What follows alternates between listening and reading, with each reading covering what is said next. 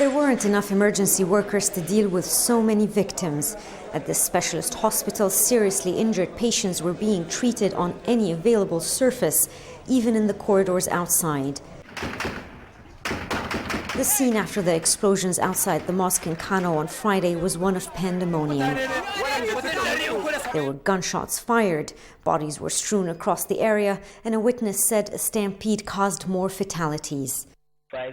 Angry young men immediately took to the streets to vent their frustration over what they said was the inability of the government to stop Boko Haram's violence.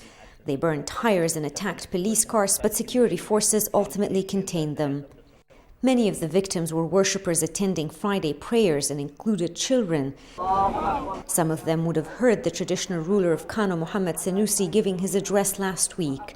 He urged Nigerians to defend themselves against any threats, a reference to Boko Haram and a swipe at the government's handling of the radical group's actions. The group is largely focusing its efforts on northern Nigeria, where the majority of the population is Muslims. This seems to be largely a continuation of attacks against traditional leaders in northern Nigeria in an attempt to drive a wedge between them and the local population.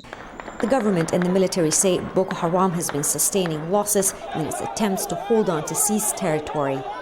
But a number of recent bombings in cities across the north is seen by some as a deliberate show of force by Boko Haram, an apparent attempt to attack on multiple fronts as the country gears up for elections next year. Rawya, Rageh, Al Jazeera, Yola, northeastern Nigeria.